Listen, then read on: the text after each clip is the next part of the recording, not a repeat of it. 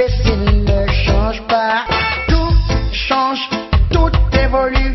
Seuls les imbéciles ne changent Bonjour pas. Robert Bourgi. Bonjour. Dans le livre que publient Laurent Gbagbo et François Mattei, vous êtes à nouveau dépeint comme une éminence grise de la France-Afrique et vous auriez, selon Laurent Gbagbo, tenté de le faire cracher au bassinet, c'est l'expression qui est employée, afin que le président ivoirien participe au financement de la campagne électorale de Jacques Chirac en 2002. Est-ce vrai? Le mot cracher au bassinet est un peu violent, un peu vulgaire. Comment cela s'est-il fait? Lors des rencontres que Laurent Gbagbo avait eues avec Jacques Chirac à l'Élysée et avec Dominique de Villepin hors Élysée, Dominique de Villepin avait demandé à Laurent Gbagbo si, le moment venu, il pouvait aider à la campagne présidentielle de Jacques Chirac. Laurent Gbagbo avait dit oui. Ni Villepin ni Robert Bourgi n'avaient mis le pistolet sur la tempe de Laurent Gbagbo. Et cela s'est fait dans un restaurant des bords de Seine. Le Voltaire? Pas le Voltaire, justement, je rectifie. Cela s'est fait au restaurant La Pérouse. Et c'est là que Dominique de Villepin, assisté de moi, avait dit à Laurent, bon voilà, Laurent, nous allons vers une campagne présidentielle 2002. Il est de tradition que les chefs d'État africains aident les partis politiques français. Là, nous sommes au pouvoir. Est-ce qu'éventuellement tu pourrais nous donner un coup de main?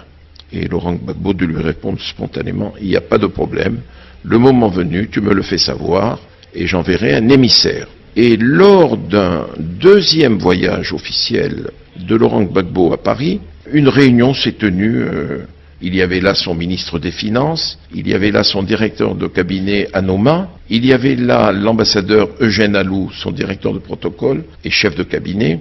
Ils avaient réuni la somme de 3 millions de dollars. Donc Gbagbo a participé à hauteur de 3 millions de dollars au financement de la campagne électorale de Jacques Chirac en 2002. Absolument. Gbagbo ne fait que confirmer ce que j'avais dit en septembre 2011 et la planète médiatique m'était tombée dessus. Je n'ai jamais transporté de valise, je le répète, j'accompagnais des émissaires. Et c'est Eugène Alou, directeur du protocole présidentiel, qui a remis cette somme à Dominique de Villepin. Je confirme ce qu'a dit Laurent Gbagbo dans son ouvrage, qui lui ne faisait que confirmer ce que j'avais dit il y a 3 ans. Laurent Gbagbo évoque aussi des pressions qui auraient été faites sur lui ou des menaces à peine voilées.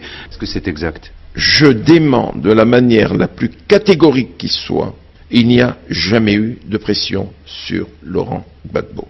L'ex-président ivoirien évoque un autre épisode de vos relations et de vos rencontres. C'était en septembre 2002, il était à Rome.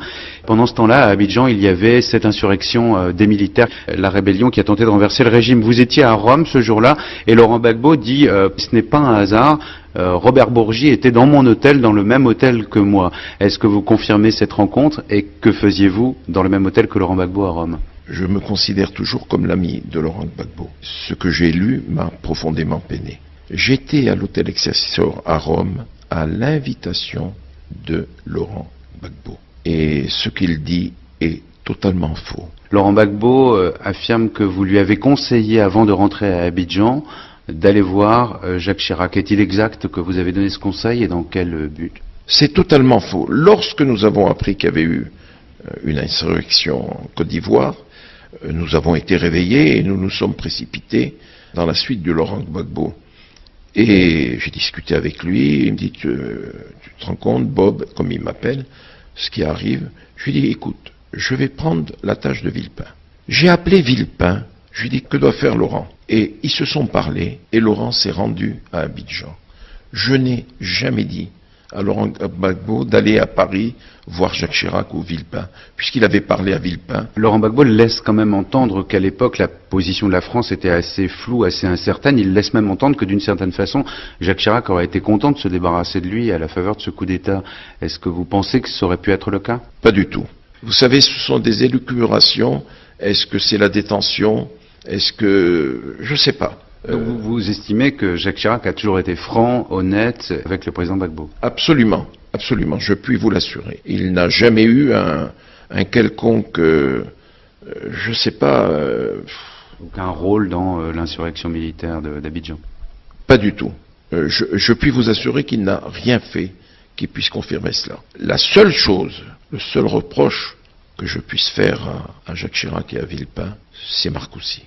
Ce que je condamne, c'est le comportement de Villepin vis-à-vis de Gbagbo. Il a traité Laurent Gbagbo comme un valet de chambre, en lui disant « je vais te tordre le bras, il faut signer et tout et tout ». Ça, je le condamne de la manière la plus ferme qui soit. Et si par la suite Laurent Gbagbo et ses partisans ont eu cette attitude vis-à-vis de la France, tout cela est né à Marcoussis. Merci beaucoup Robert Bourgi.